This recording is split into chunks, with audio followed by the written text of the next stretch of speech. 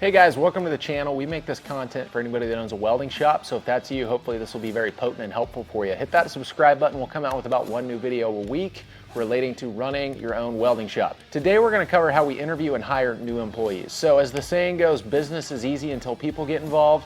So today we'll talk about how we interview and hire employees that has worked well for us. But when we hire, we take a lot of time on the front end sorting out the applicants that aren't a good fit beforehand, because it's better to do that than have to fire them later after they've screwed up your company. So here's kind of the 6-step process we use. We do it this way because it's efficient.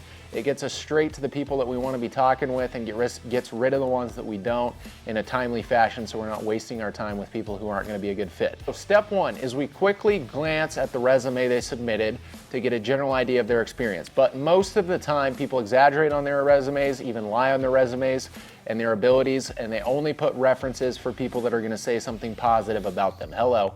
So for those reasons, the resume is generally unreliable. It's just kind of a first glance to just see if somebody's even worth giving a phone call to. Step two is going to be a quick phone call to each applicant that passes the smell test on the resume.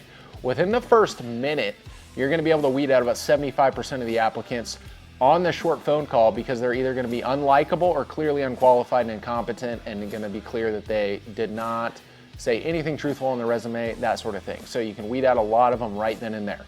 Step three, if they pass the smell test on the phone, simply schedule them to come in for a 30-minute initial interview. No longer than that. Anything longer than that's going to be a waste of time. The other thing to do here for efficiency is stack them back to back. So we often have a 2 to 3 hour period with 4 to 6 interviews back to back to back to back. Around half the applicants probably not even going to show up when you schedule them for an interview, so that's going to weed out about another half of what's left over after you initially weeded them out with the phone call. Step four, have them do a weld test. Most people are going to claim that they're great welders, the world's best welder, whatever it may be, and they're actually not going to be in most cases. So a weld test is going to give you a really fast and easy dose of reality. So we generally prioritize attitude over hard skills. So just because somebody can't weld or isn't a great welder doesn't mean we won't hire them. If they have a great attitude, willing to learn, willing to make less money since they aren't competent, those type of people we're having to give a chance to. But the weld test gives you an actual dose of how good a welder they really are, because most people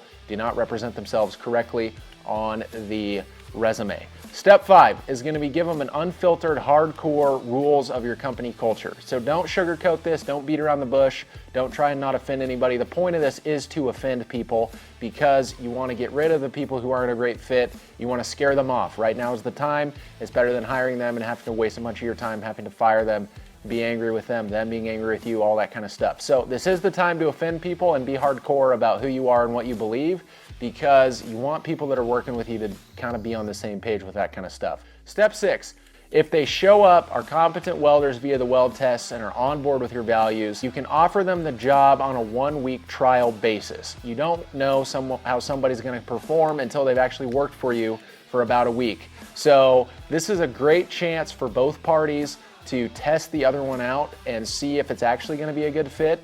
And we tell people up front, 50-50 shot, you're not going to make it after the end of the first week. So just be open with them of we're trying each other out. If you want to leave at any time during this week trial period, absolutely no hard feelings. We want to make sure you're a good fit. At the end of the week, we'll have a meeting, discuss how things went, and if we're actually going to bring you on. The other thing I'd say here is be picky. Don't hire somebody unless you're excited about them at the end of the week. If they're decent at the end of the week, that's somebody who you should cut loose and walk away from. Only after the employee has made it through the 1-week trial period, we're ecstatic with what they've put out, do we bring them on as a full-time official team member. If they don't work out, we just move on to the next applicant and do trial weeks with applicants that we think we're good till we find somebody that's an exceptional fit. That kind of covers it. That's how we hire employees. It's fast. It sorts out the people you shouldn't be talking with extremely quickly, so you're not wasting your time. And the 1-week trial period is an extremely good way for both parties to test drive the company culture for the employee, and also you to test the employee as how competent they are, work ethic, the values that you want them to have, that sort of thing. So that covers today's video. If remember anything, remember this. It's better to take your time on the front end hiring, because you don't have to spend all your time fixing the problems they cause and firing people that don't fit in. So thanks for watching. Have a great week. Hey guys, thanks for checking out the videos. Hopefully this stuff is helpful to you. If it is, and also if you're somebody who's looking for an additional business opportunity in your existing welding shop, feel free to hit the link to apply for the Flatbed Dealer Program. This is something that's really good for people that own a welding shop, run a welding shop. You're good at your trade in terms of actually turning out high quality product.